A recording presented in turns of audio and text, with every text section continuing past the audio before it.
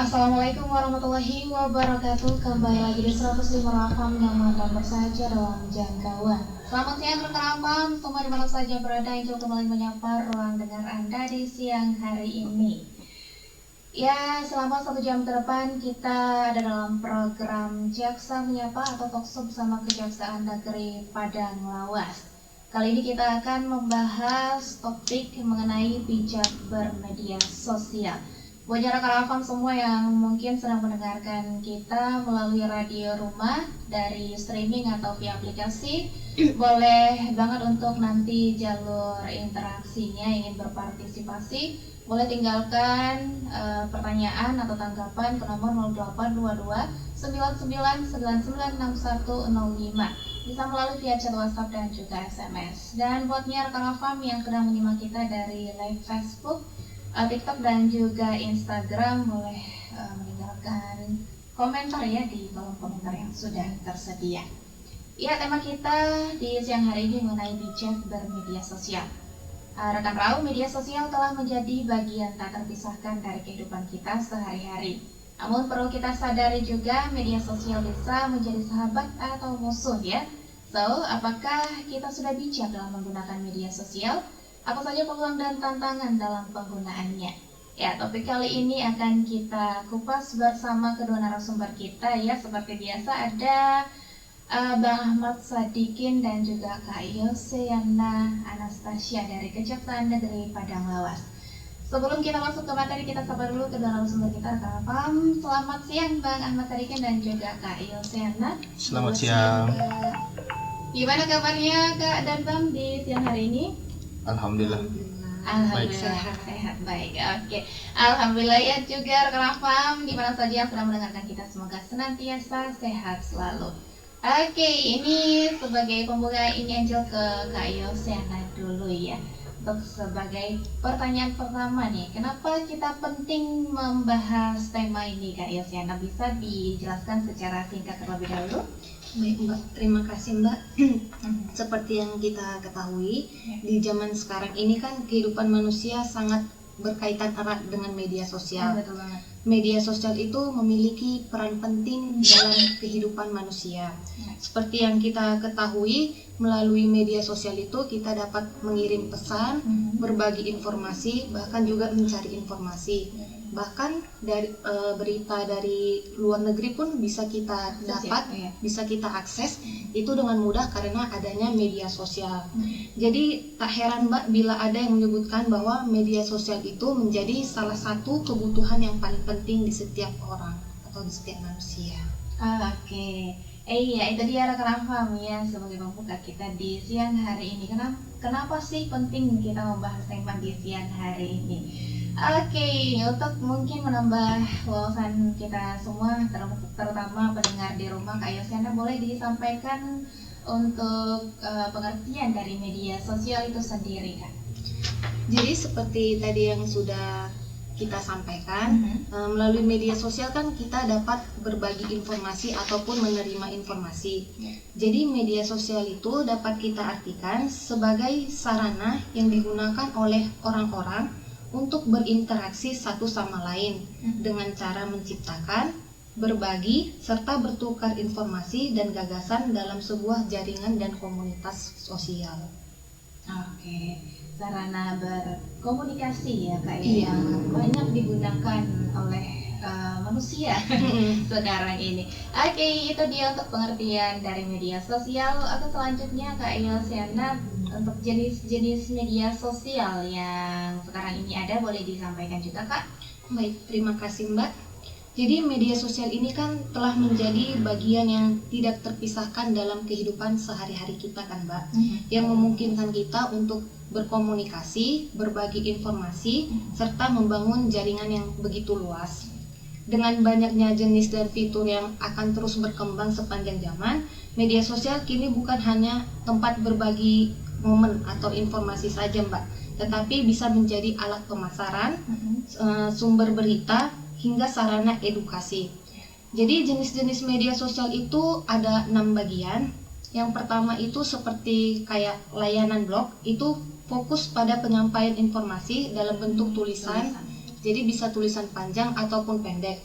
Contoh layanan blog ini bisa kita lihat dalam WordPress ataupun Blogger. Yang kedua itu layanan jaringan sosial.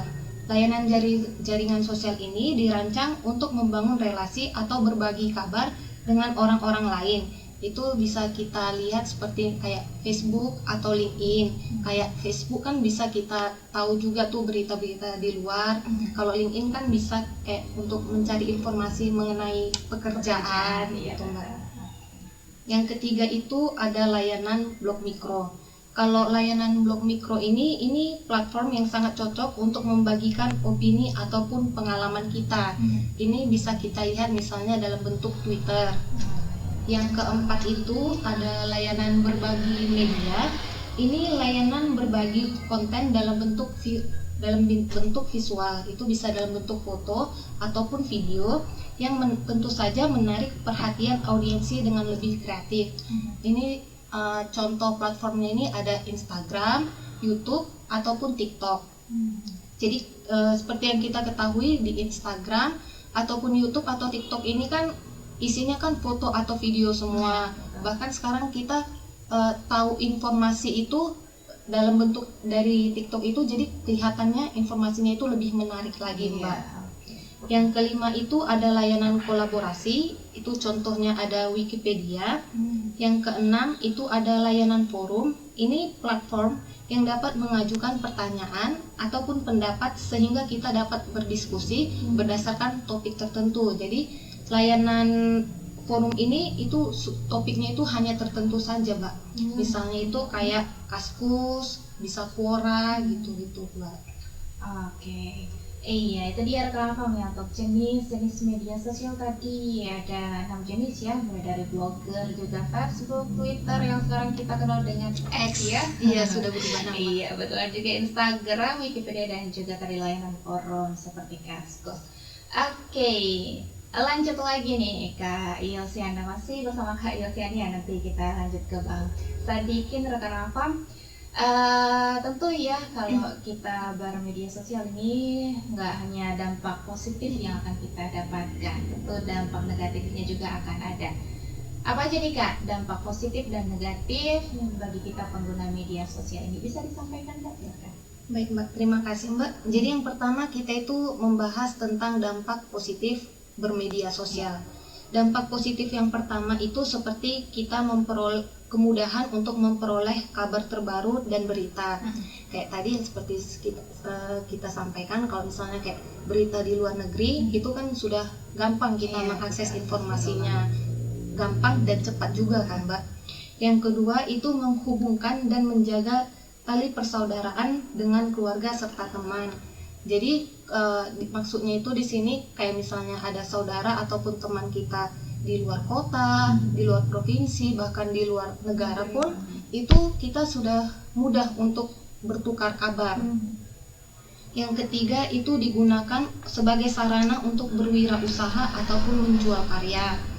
Yang keempat, sarana belajar, beradaptasi, dan bersosialisasi dengan publik, serta memotivasi untuk terus belajar mengembangkan diri. Seperti yang kita ketahui, bahkan di TikTok ataupun YouTube sekarang kan sudah banyak kan Mbak, kayak akun-akun yang menginformasikan tentang edukasi atau pengetahuan gitu.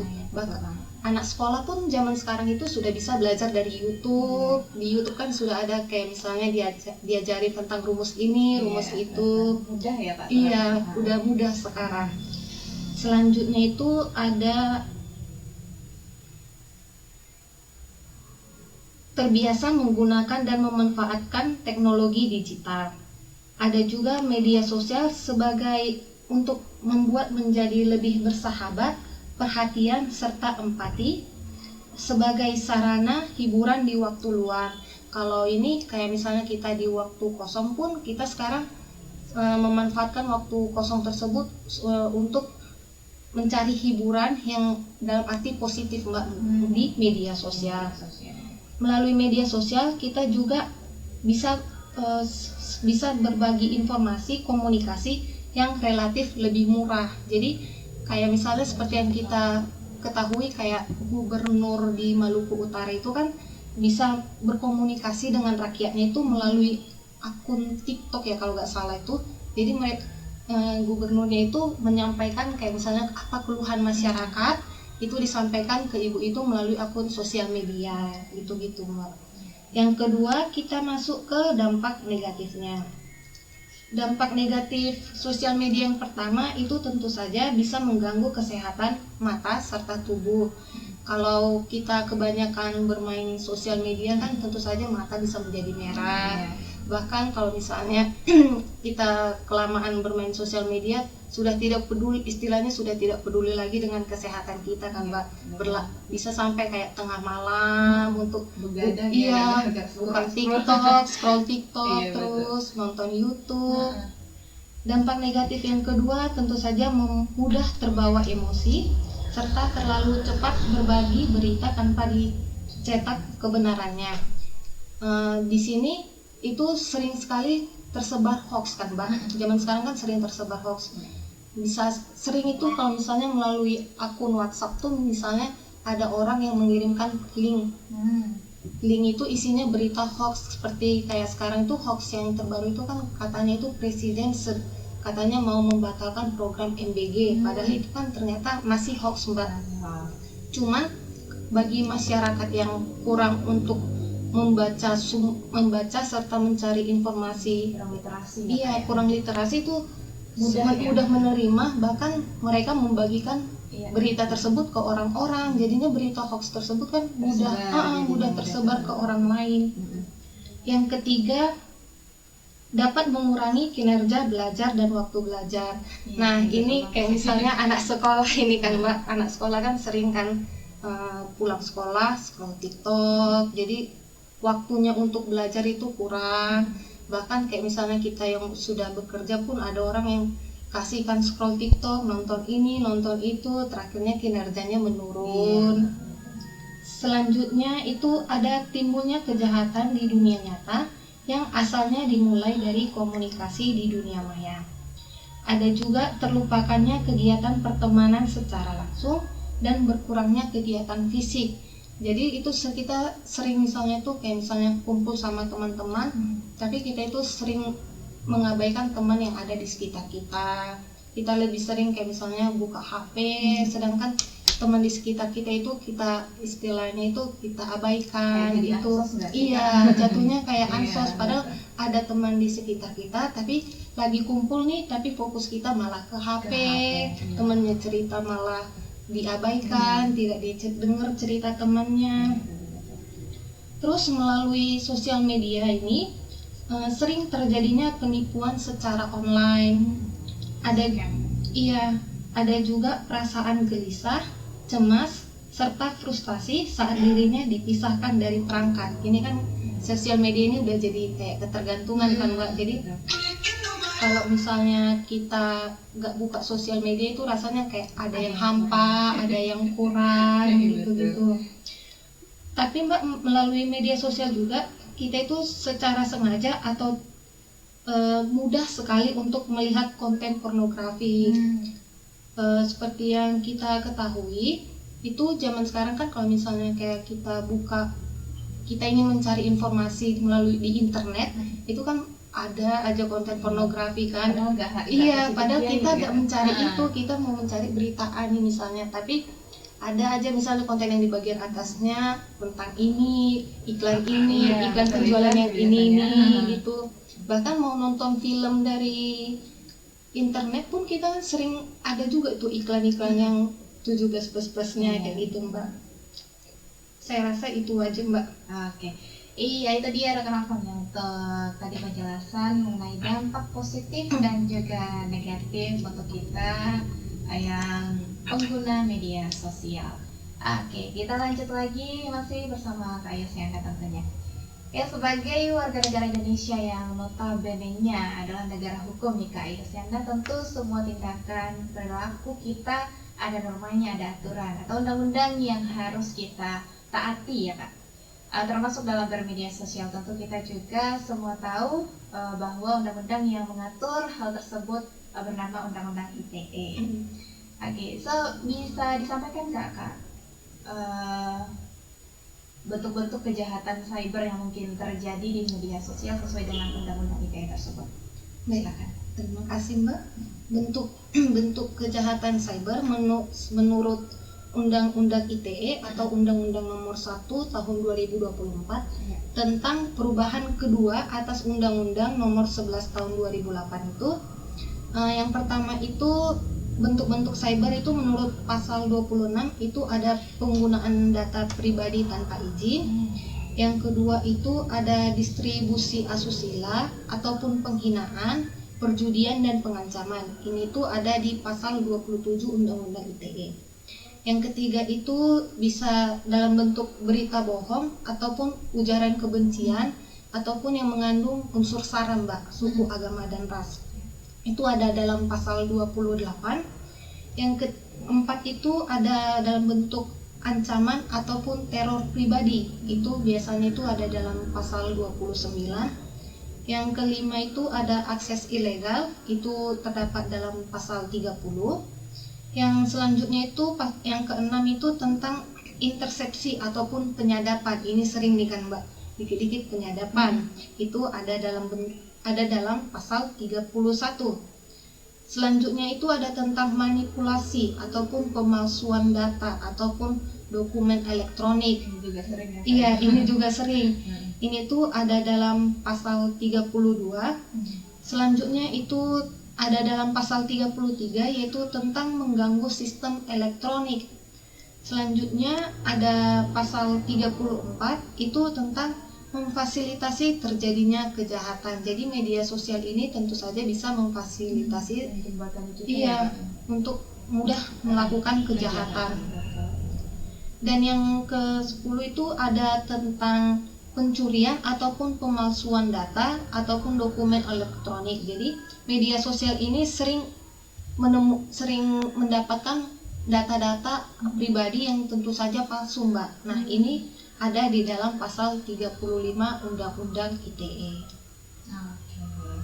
Ya, berarti itu tadi bentuk kejahatan cyber sesuai Undang-Undang ITE. Ini mungkin juga bisa kita akses di internet ketika untuk undang-undangnya supaya lebih bisa diakses supaya lebih menambah pengetahuan kita, juga jaga-jaga ya rekan Rafam ya untuk tindakan kita biar nggak semena-mena atau nggak asal-asalan dalam bermedia sosial. Oke, iya itu dia untuk bagian Kak Yosyana tadi ya, kita sudah dari pengertian media sosial tadi, jenis-jenis media sosial juga, dampak positif dan juga negatif, sampai juga kepada bentuk-bentuk dari kejahatan cyber yang bisa terjadi di media sosial. Nanti kita lanjut lagi rekan Rafam ya untuk sesi kedua tentunya bersama narasumber kita Bang Ahmad Sadikin Daulay.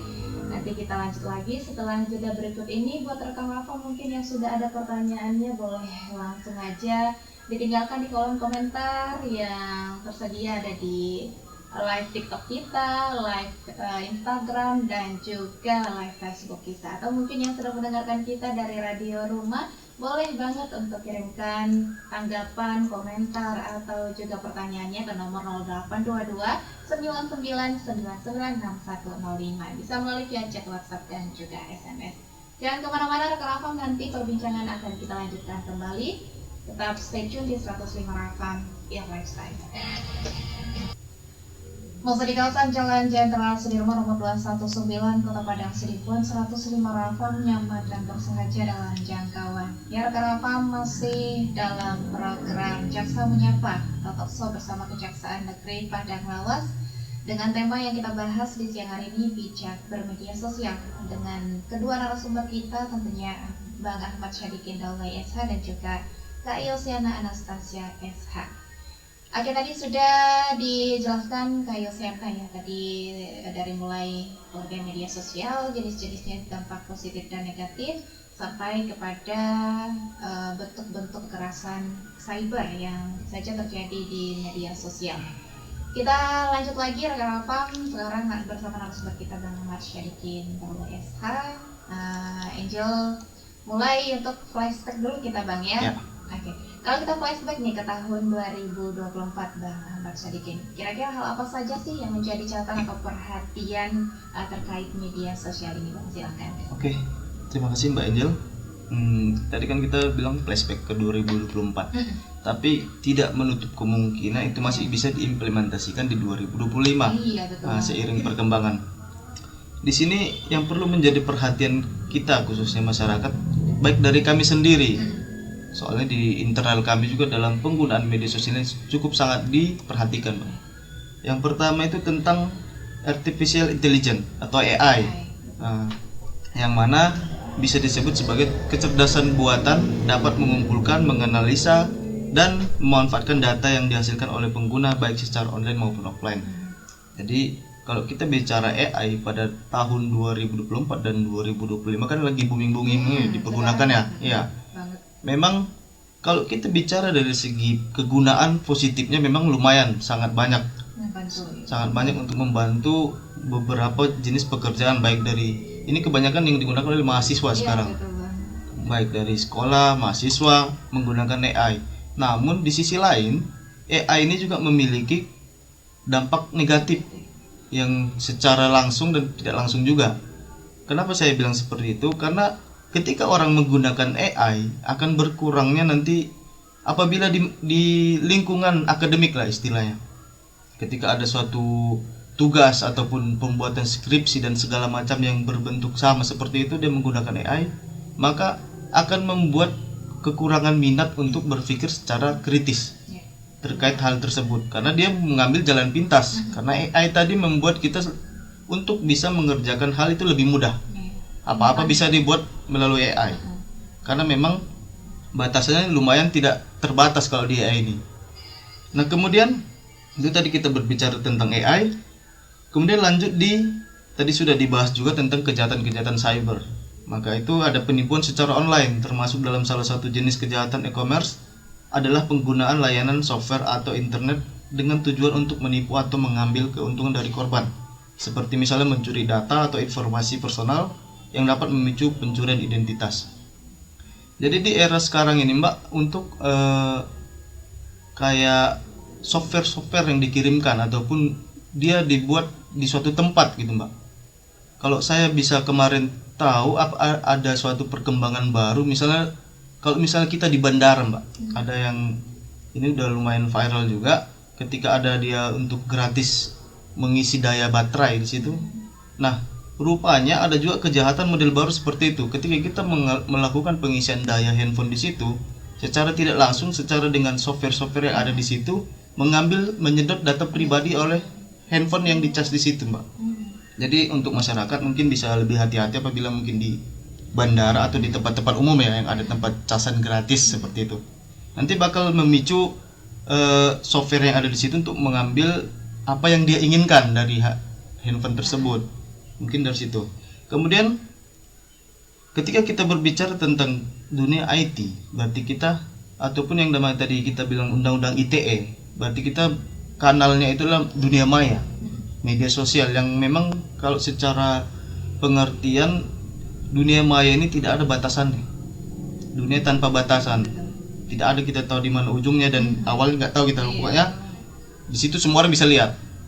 Maka dari itu banyak juga terjadi yang namanya kasus bullying secara online atau biasa disebut dengan cyberbullying, yang mana itu artinya yaitu bentuk perundungan yang menggunakan teknologi digital seperti media sosial, platform chatting, platform bermain game, dan ponsel.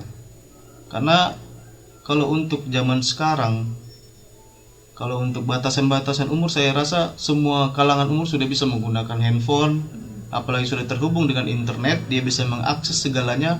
Walaupun memang ada beberapa website yang memang dibatasi, tapi tetap seperti itu, Mbak, tadi saya sebutkan, dunia maya tidak ada batasannya. Masih bisa aja orang yang mengakses seperti tadi yang rekan saya sebutkan, baik dari akses website yang bernuansa pornografi dan segala macamnya, iklan yang dibuat di situ untuk ada unsur-unsur terkait itu memang adalah suatu tanggung jawab yang harus dipegang oleh pemerintah sebenarnya untuk membatasi itu. Karena mau nggak mau juga harus memang pemerintah yang turun tangan terkait itu untuk memberikan batasan apa sih yang bisa untuk diserap ataupun ditampilkan ke masyarakat seperti itu. Karena melihat tadi nggak ada batasan itu, Mbak, makanya harus ada filterisasi terhadap itu. Kemudian tadi bicara soal cyberbullying. Kemudian kita kembali lagi kepada platform media sosial yang memberikan akses yang lebih mudah. Otomatis di era globalisasi, di era menggunakan teknologi, semua bisa dilakukan dengan mudah. Baik memberikan informasi, komunikasi, semua hal bisa dilakukan dalam hitungan detik ketika memang sudah terhubung ke internet. Yang mana akses yang lebih mudah bagi pengguna untuk menemukan dan bergabung dengan situs judi online. Kadang-kadang link langsung ke situs judi bagikan melalui postingan, cerita atau pesan pribadi, kemudian meningkatkan peluang pengguna untuk terlibat. Kalau untuk sekarang ya Mbak, karena saya juga pengguna media sosial, ya, kita kan sama-sama pengguna media sosial ya Mbak. Kita sering kerap misalnya masuk di, kita lihat oh ini kok mengarah ke situ ya, pasti kita tahu nih. Karena situs-situs judi online itu sangat-sangat familiar, menggunakan angka dan nama-nama yang familiar untuk kita, masyarakat juga pasti tahu. Nah, terkadang memang betul itu mengarah ke judi online, tapi terkadang juga berbentuk software ataupun website yang bisa menjebak kita di suatu saat. Nah, ujungnya apa? Informasi personal kita, pribadi kita diambil. Dan paling parahnya nanti bisa terjadi nanti ataupun di rekening saldo kita bisa diambil begitu saja. Seperti itu. Itu banyak juga modelan sekarang, ataupun yang model VDF. Itu biasanya di WA. Itu 2 tahun terakhir itu sangat booming itu terkait itu. Jadi ada beberapa kasusnya itu kalau misalnya ada undangan pernikahan, dia berbentuk PDF. Rupanya WA yang bersangkutan itu ada diretas oleh seseorang yang tidak bertanggung jawab. Nah, dia kirim PDF itu, nanti misalnya kalau diklik langsung terkoneksi siapa yang melakukan hal itu. Dia bisa saja dia mau mengambil uang, mengambil identitasnya itu segala macamnya, seperti itu Mbak. Jadilah scamming jadi ya. Betul, scamming. Iya, itu dia tadi rekan Afam yang mungkin flashback di tahun 2024, tapi mungkin aja terjadi sampai sekarang di tahun 2025. Baik, buatnya Bang Sadikin, apa yang harus kita lakukan nih dalam penggunaan media sosial? Sebenarnya walaupun tidak kami sampaikan di sini ya, masyarakat pasti tahu sebenarnya terkait apa sih yang harus kita lakukan dalam kita sehari-hari dalam penggunaan media sosial. Ini kami ambil rangkuman. Mungkin yang pertama itu bijaklah berbagi status mengenai apa yang sedang kamu lakukan dan rasakan di platform media sosial. Karena seperti tadi saya bilang awalnya, kita nggak tahu batasan media sosial ini sampai mana.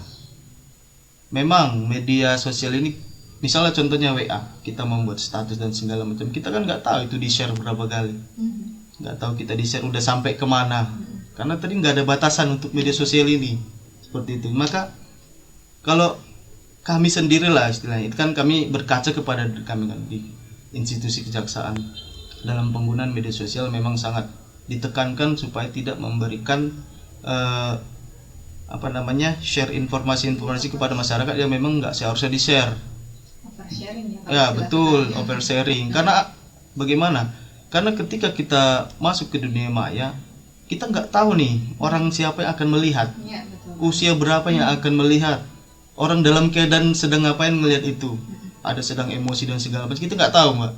Nanti misalnya dia sedang emosi, di-share-nya balik ke orang lain, padahal belum tentu berita itu benar, ya kan.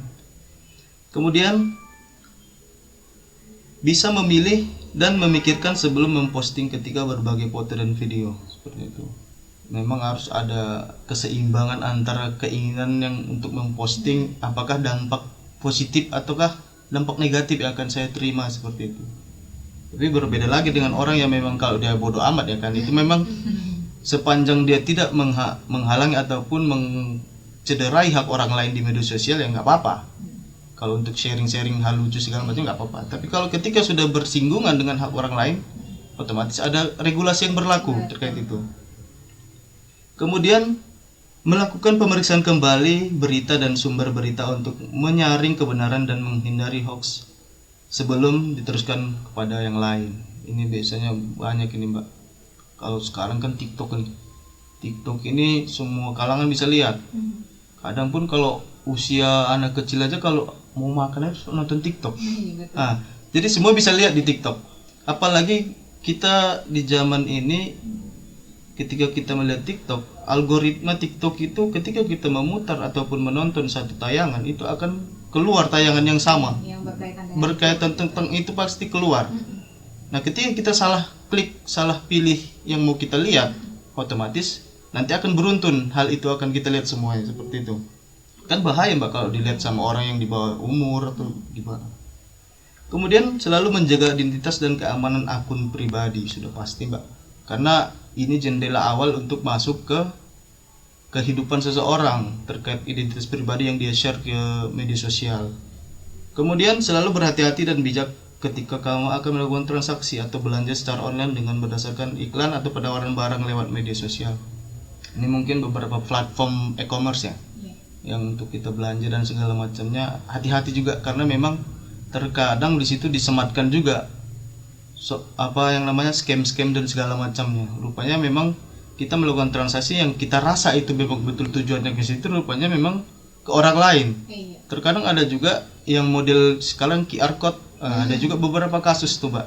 Misalnya di suatu tempat dia memang tempat itu menyediakan opsi untuk pembayaran melalui QR code, tapi ternyata ada orang yang tidak bertanggung jawab menempel QR code yang lain. Otomatis masuknya ke tempat lain dong, seperti itu. Makanya memang harus berhati-hati baik dari belanja online ataupun offline. Karena memang nanti akan, kalau di sekarang kan memang tujuannya semua ke ini menggunakan internet. Kemudian yang harus dilakukan seharusnya yang terakhir yaitu harus selalu diingat olehmu bahwa apa yang telah diposting secara online sulit untuk dihapus kembali. Internet akan menyimpan semua jejak maya penggunaannya. Jadi kalau kita bicara tentang jejak digital lah Mbak, jejak digital, memang ada opsi untuk menghapus itu. Tapi sebagaimanapun kita bisa menghapus, ketika itu sudah berpindah ke akun orang lain dan sudah secara masif, ketika itu terjadi, memang ada beberapa mitigasi yang bisa kita lakukan untuk men-take down. Namun jangan kita lupakan bahwa men-take down itu tidak mungkin bisa semuanya. Dan pasti membutuhkan biaya yang tidak sedikit seperti itu Mbak. Karena memang tadi tidak bertepi dunia maya ini seperti itu. Lebih baik mencegah daripada ya betul, lebih baik mencegah. Makanya kami di sini mengingatkan lah. Tapi sebenarnya kita sudah sama-sama tahu pasti. Betul banget. Oke.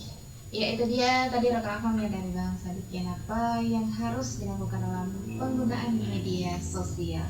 Iya, kita lanjut lagi nih untuk Bang Sadikin. Jadi apa aja nih tips yang bisa kita lakukan dalam bermedia sosial? Silahkan. Oke, ini kalau untuk tips ya, kami ada membagi menjadi 5 poin ya. Kemudian yang pertama itu ini masih terkait informasi pribadi. Kenapa sih informasi pribadi ini sangat penting? Karena kita di era sekarang, apalagi kita udah menuju ke satu data ya. NIK itu sangat penting. Ketika itu bocor, wah kemana-mana bisa tembus. Jadi makanya hindari memakai informasi pribadi untuk melindungi data pribadi dari penyalahguna oleh orang-orang yang tidak bertanggung jawab. Karena kalau ini sudah tersebar di orang-orang yang memang mempunyai keahlian ya Mbak. Ini kita bilang orang-orang yang bisa melaksanakan yang namanya scamming dan segala macam itu orang-orang yang mempunyai kemampuan IT yang memang di atas rata-rata. Maka itu ketika itu dipeloreh oleh orang yang tidak bertanggung jawab, maka dia bisa mengakses segalanya, baik transaksi, banking dan segala macam. Dia tinggal di mana, kuliah di mana, dia berobat di mana, itu sangat private sebenarnya. Apalagi misalnya kayak kalau zaman sekarang kan sedangkan kayak artis-artis zaman sekarang itu sangat rahasia, nomor teleponnya nggak boleh dikasih. Kalau Mbak sering lihat orang itu nomor telepon tersebar, langsung ganti nomor. Karena memang sebegitu mengerikannya kalau informasi pribadi itu tersebar seperti itu. Itu pasti nomor telepon, belum lagi NIK atau segala macam. Yang paling penting Mbak. Kemudian nomor 2, hindari curhat permasalahan pribadimu di media sosial karena dapat memicu konflik dan dampak negatif lainnya. Kita nggak bisa mengkontrol yang namanya netizen. Netizen itulah orang-orang yang memang ada di dunia maya terkait permasalahan, baik permasalahan pribadi kita ataupun permasalahan orang lain. Alangkah baiknya memang di era sekarang perkembangan sangat cepat, tapi ketika ada hal itu terkait permasalahan pribadi, ketika kita mengupload ataupun memblow upnya ke media sosial, otomatis semua orang mengetahui, semua orang berkomentar, dan belum tentu semua orang itu juga akan membantu seperti itu Mbak.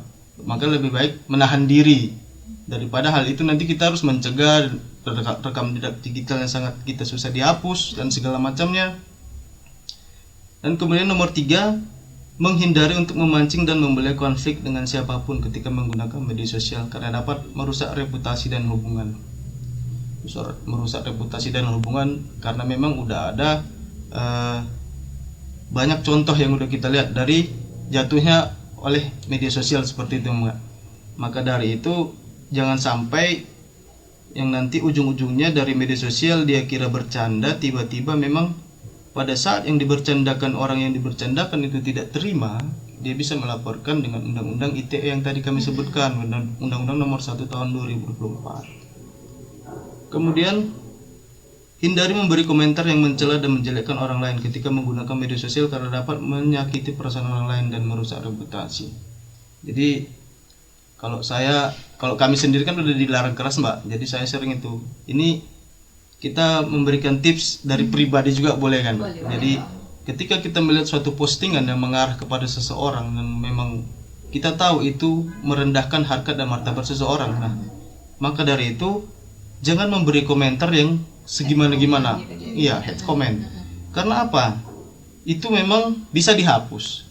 Bisa dihapus, namun rekam jejak digitalnya itu tetap bisa dilihat. Karena apa? Nanti siapa tahu orang lain baca dan orang geram, nah bertimbul konflik baru seperti itu. Karena saya sering lihat itu Mbak, komentar seperti itu. Ya kok bisa seperti itu ya? Walaupun memang pada saat sekarang ini ada juga yang namanya bisnis untuk berputar di situ. Bisnis yang memang, jadi media sosial ini ada juga orang yang memanfaatkannya untuk dunia bisnis seperti bazar dan segala macam. Bazar ya. Itu era sekarang sangat-sangat pesat kalau itu Mbak. Maka dari itu ketika kita mempunyai akun pribadi, jangan sampai memberikan komentar yang kurang baik. Walaupun kita nggak suka nih sama orang ini, nggak suka, ditahan saja. Karena kita nggak tahu nih, ketika dia melaporkan, tim cybernya nanti akan mengacak ataupun dia memang sudah langsung menandai ini saja nanti ditangkap seperti itu. Nah kalau ketangkap kan otomatis nanti akan memberikan efek yang kurang baik kepada dirinya, baik dari keluarganya dan lingkungannya. Lagi runyam. Karena kan sekarang seperti kita ketahui, kalau dulu mulutmu harimaumu, sekarang harus ditambah lagi dengan jarimu adalah harimaumu. Ditambah jadi double Mbak pada zaman sekarang. Kemudian yang terakhir itu hindari bersikap terlalu ekstrim dan menanggapi apapun di media sosial. Hal ini karena dapat menyebabkan kesalahpahaman dan dampak negatif lainnya. Karena semua orang tidak memiliki rasa yang sama pada saat kita memposting sesuatu. Ada yang tersinggung, ada yang senang dan segala macamnya. Apalagi soal-soal yang ekstrim, yang sara ataupun yang berbau-bau tentang keagamaan, itu sangat dihindari Mbak.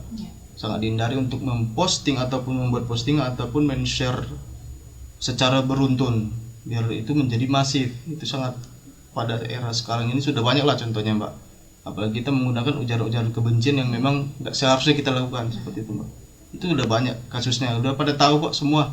Apa kita lihat berita udah banyak yang disidangkan terkait itu. Jadi mungkin masyarakat bisalah mengambil jalan yang lebih baik, khususnya kami juga terkait hal itu gitu Mbak. Oke. Iya, rekan itu tadi ya beberapa tips dalam penggunaan media sosial, ada 5 tadi ya. Oke, kita lanjut lagi untuk Bang Sadikin, tadi juga sudah dibahas oleh Kak Yos yang terkait undang-undang ITE. Mungkin untuk lebih menambah pengetahuan ya kita bersama, wawasan bisa disampaikan untuk Bang Sadikin kira-kira tujuan dari undang-undang ITE ini apa sih, atau bisa juga disampaikan larangan dan juga ancaman dalam undang-undang ITE tersebut, silakan. Oke, terima kasih. Karena memang topik kita pada hari ini terkait tentang media sosial, otomatis payung hukumnya adalah undang-undang ITE. Betul banget. Yaitu Undang-Undang Nomor 11 Tahun 2008 sebagaimana dirubah dengan Undang-Undang Nomor 1 Tahun 2024. Yang mana memang pada dasarnya Undang-Undang ITE diciptakan muncul karena ada beberapa tujuan Mbak, terkait untuk memberikan regulasi yang baik nanti untuk keadilan, kemanfaatan hukum kepada masyarakat yang memang berkecimpung di dunia elektronik, istilahnya menggunakan elektronik. Tujuan yang pertama udah pasti tujuannya untuk mencerdaskan kehidupan bangsa. Kenapa dibuat untuk mencerdaskan kehidupan bangsa? Karena memang ketika era sekarang semua sudah beralih, sistem belajar sudah kebanyakan menggunakan media sosial. Banyak platform yang memang berkecimpung di situ. Berarti orang itu membutuhkan payung hukum untuk memberikan rasa aman dalam melaksanakan yaitu tugas untuk mencerdaskan kehidupan bangsa sesuai dengan amanat undang-undang. Kemudian mengembangkan perdagangan dan perekonomian nasional. Ketika undang-undang ITE ini muncul, maka ini memberikan rasa aman kepada pelaku-pelaku bisnis online yang memang seharinya kerjanya di situ, memberikan rasa aman, memberikan legalitas yang memang pada dasarnya negara kita negara hukum. Masa nggak ada undang-undang yang mengatur tentang itu seperti itu, makanya timbullah undang-undang ITE ini. Kemudian meningkatkan efektivitas dan efisiensi pelayanan publik, karena memang akan bersinggungan dengan masyarakat di kehidupan sehari-hari, karena rata-rata kita sudah menggunakan media sosial. Satu handphone kadang media sosial lebih dari 10 di situ. Platformnya banyak. Kemudian membuka kesempatan seluas-luasnya kepada setiap orang untuk memajukan pemikiran dan kemampuan di bidang teknologi informasi.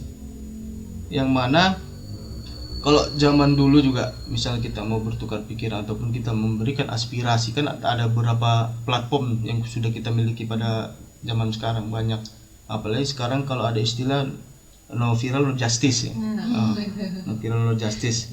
Tapi ingat, kebebasan untuk memberikan pendapat di dunia maya ataupun di luar dunia maya itu tetap ada batasannya, Mbak. Itulah namanya undang-undang itu.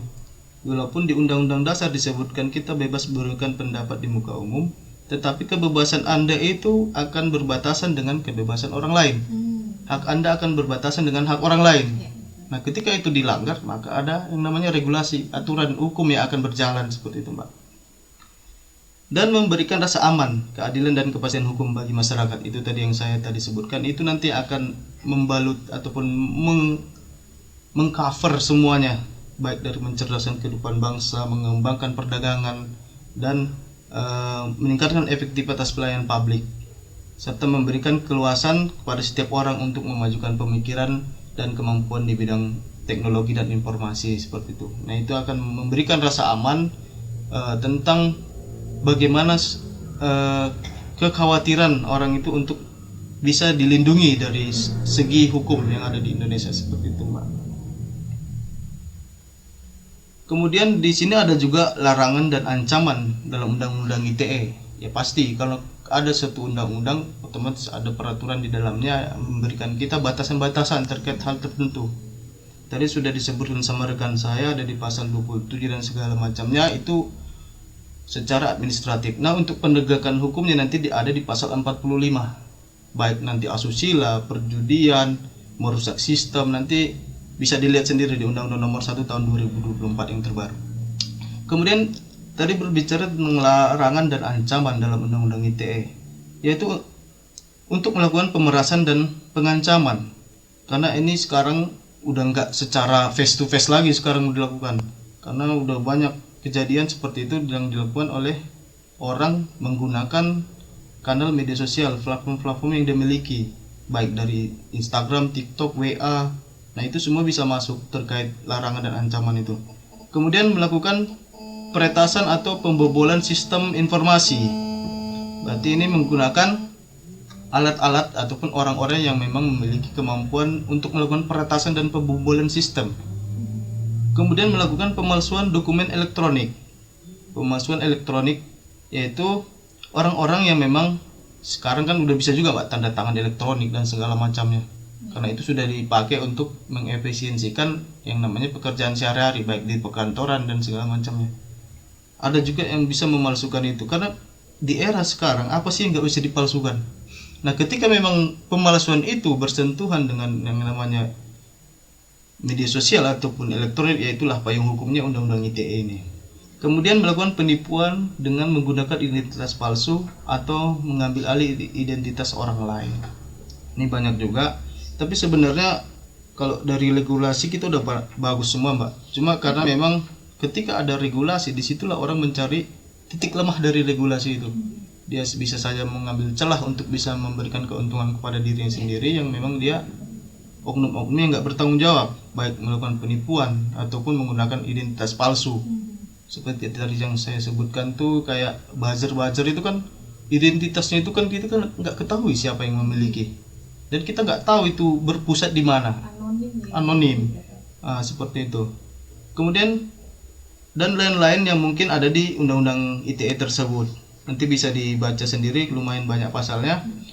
Kemudian ini masuk di larangan dan ancaman selanjutnya, yang tadi udah ada pemerasan, pengancaman, kemudian ada perbuatan yang dilakukan oleh orang untuk membuat dokumen elektronik atau suatu komputer atau sistem elektronik tertentu, yaitu tentang milik orang lain ya Mbak. Karena kan hak cipta itu juga tercipta ketika orang lain itu tidak memiliki hak itu. Jadi itu ada batasan tersendiri terkait itu. Maka dari itu undang-undang ITE ini memberikan batasan untuk kita tidak melakukan yang namanya terobos kepada hak orang lain. Memang kan karena tadi saya sebutkan memang media sosial tidak ada batasannya, tapi ketika udah berbicara tentang subjek seseorang, ketika dia memiliki hak itu, ketika diambil oleh orang lain, maka ada payung hukum yang akan menjeratnya, seperti itu Mbak. Iya, oke, itu dia rekan-rekan tadi sekilas untuk mengenai tujuan, larangan dan juga ancaman terkait undang-undang ITE. Mungkin buat rekan-rekan yang masih ingin mengetahui lebih lanjut bisa diakses juga ya. Iya, betul. Bikinnya di internet juga bisa diakses buat rekan-rekan semua. Oke, kita lanjut, ini mungkin menjadi pembahasan yang terakhir ya untuk talkshow kita di siang hari ini, Bang Sadikin. Jika ini kan terlanjur kita mengalami masalah terkait media sosial, maka hal yang perlu kita lakukan apa aja ini, Bang? Oke. Silakan. Makasih Mbak. Apabila memang jika sudah terlanjur mengalami masalah terkait media sosial, maka yang perlu dilakukan ya, yang pertama, otomatis kita harus mengumpulkan saksi yang memberikan kita dukungan bahwasanya itu kejadian dilakukan oleh orang lain kepada kita. Apa yang kita rasakan, apa yang kita terima dari hal itu, apa yang dirugikan dari hal itu untuk kita. Kita punya saksi. Ketika kita berbicara tentang saksi, otomatis nanti itu akan memberikan keterangan di muka pengadilan apabila memang unsur-unsur dugaan-dugaan tindak pidana tentang ITE ini tercukupi ya, nanti dilimpahkan kepada kita di kejaksaan, nanti kita persidangkan. Nah di situ nanti peran saksi untuk memberikan kesaksiannya sesuai apa yang memang ada dan kejadian apa diterima oleh si korban.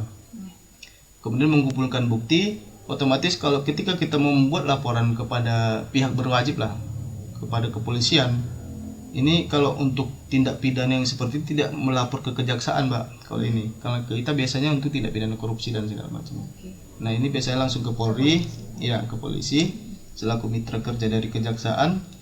Ya otomatis memang terkadang masyarakat itu, karena memang yang namanya masyarakat awam ya kan, dia nggak bisa memiliki kemampuan untuk membuat alat bukti atau menemukan alat bukti yang dia terima dari perbuatan seseorang baik di dunia ITE itu. Karena paling gampang sebenarnya ketika hal itu terjadi, kalau kita punya rekaman atau enggak screenshot terkait hal itu, screenshot yang memang menandakan bahwasanya seseorang yang melakukan itu memberikan efek yang kurang baik untuk kita, seperti itu. Apalagi sampai dengan menyerang harkat dan martabat dan segala macam, itu ada nanti pasalnya di undang-undang ITE Mbak, seperti itu, dengan ancaman dan yang akan diterima oleh si pelakunya. Dan kemudian pasti segera laporkan ke polisi, karena ketika berlarut-larut, memang tadi kita bilang ada jejak digital itu memang bisa dihilangkan juga dengan beberapa opsi dan beberapa orang yang bisa melakukan itu. Tapi memang ketika kita sudah memberikan memberikan kepahaman kepada diri kita ketika kita mendapat hal itu, ataupun kita dirundung oleh kegiatan seperti itu yang dilakukan oleh orang yang tidak bertanggung jawab, kita persiapkan diri kita untuk bisa mengumpulkan bukti sebanyak-banyaknya. Kita screenshot, kita rekam, ataupun kita cari orangnya pun bisa juga. Nanti kan kita bisa memberikan itu laporan kepada kepolisian, seperti itu. Jangan takut melaporkan hal itu apabila kita mengalami itu, seperti itu. Oke. Ya, itu dia rekan Afam ya. Kalau mungkin rekan Afam merasa menjadi korban ya Bang ya, Iya. dalam masalah terkait di media sosial, saya tadi melakukan 3 cara dan mengumpulkan saksi, mengumpulkan bukti dan juga segera lapor ke polisi. Oke, ini waktu kita ada tinggal 3 menit lagi nih Bang Sadikin 3 ya. menit nggak terasa. 3 menit lagi, tapi ini ada satu pertanyaan mungkin bisa dijawab untuk 2 menit saja dan Boleh. 1 menit nanti untuk closing statement Bang Sadikin. Boleh disimak pertanyaan ini dari via chat WhatsApp. Selamat siang Kak Angel dan juga narasumber. Selamat siang kembali. Mau bertanya, dengan kecepatan dan siapapun bisa mengakses atau menggunakan media sosial seperti yang sudah disampaikan narasumber tadi. Tentu berita yang ada di platform media sosial tak semuanya fakta atau hoax. Iya. Jadi bagaimana nih cara kita untuk mengenali dan menghindari berita palsu atau hoax yang ada di media sosial? Oke. Boleh silakan dijawab Bang, ini anonim ya. Anonim Nggak ya. ada namanya. Ini Boleh. apabila memang ada berita yang kita rasa memang sepertinya nggak seperti ini biasa apa beritanya harusnya seperti ini. Kita lihat bagaimana reputasi dari platform yang memberikan informasi tersebut. Kita bisa mentakar itu, kita bisa menilai platform ini sebenarnya berkecimpung di dunia apa. Dia memberitakannya seperti ini, biasanya apa seperti itu. Nanti kita bisa lihat ratingnya bagaimana sih, background dari platform yang memberikan berita tersebut. Nah, memang berlaku kita harus cek and recheck terkait hal itu, apalagi terkait berita soal kita sendiri seperti itu. Memang banyak juga oknum-oknum yang memberikan ataupun mengupload berita-berita yang nggak bertanggung jawab. Terkadang itu adalah bukan yang sebenarnya. Tapi ketika datang ataupun ketika diupload di media sosial, semua orang itu pasti melihat, semua orang pasti menjadi hakim sendiri, semua orang pasti mempunyai penilaian sendiri. Memang itu nggak bisa kita bendung. Nah, tugas kita memang harus melakukan check and recheck terhadap berita tersebut. Lihat platformnya dari siapa, dari mana, apa sebenarnya kepentingannya, dan bagaimana reputasinya seperti itu. Nah, kalau memang platformnya abal-abal ya abaikan saja seperti itu. Kalau memang tidak berkenan hati, bisa aja melaporkan platformnya, bisa aja. Nanti pihak kepolisian yang akan memperdalam itu seperti itu. Ya, betul. Oke. Ya, itu dia ya untuk kamu yang bertanya tadi bagaimana cara menghindari dan juga mengenali berita-berita terkait hoax ya. Oke, mungkin Bang Sadikin dan juga Kak Yosiana bisa disampaikan closing statement kita di siang hari ini 1 menit saja karena waktu kita sudah sangat di ujung ini. Boleh disampaikan Bang Sadikin atau Kak Yosiana? Kak Yosiana terlebih dahulu. Oke, boleh silakan Kak. Baik, terima kasih Mbak. Jadi tadi kan sudah dipaparkan dampak positif dan dampak negatif dari media sosial. Iya, betul. Oleh karena itu bisa kita ambil kesimpulan bahwa media sosial ini bisa menjadi jembatan untuk koneksi atau juga bisa menjadi jurang untuk pemisah kita dengan orang-orang di sekeliling kita. Oleh karena itu pilihlah dengan bijak. Terima kasih Mbak. Next Bang Sadikin silakan. Oke, closing statement dari saya. Iya. Bermedia sosialnya dengan baik untuk bisa menjadi masyarakat yang lebih maju ke depannya. Oke. Iya, itu dia rekan Afam ya untuk closing statement di siang hari ini dari kedua narasumber kita, ada Bang Sadikin dan juga Kak Yosiana. Kalau dari Angel sih lebih bijak lagi lah ya bermedia sosial. Iya. Oke, terima kasih kepada kedua narasumber kita. Sekali lagi Bang Sadikin dan juga Kak Terima kasih, Yosiana, Mbak. dan juga rekan Afam yang sudah menyimak kita dari radio rumah atau dari live TikTok, Instagram dan juga Facebook. Semoga materi kali ini bermanfaat tentunya untuk kita semua. Amin. Sampai jumpa lagi di perjumpaan berikutnya rekan Afam ya. Sekian dari Angel dan juga narasumber kita. Selamat siang. Wassalamualaikum warahmatullahi wabarakatuh. Waalaikumsalam warahmatullahi wabarakatuh.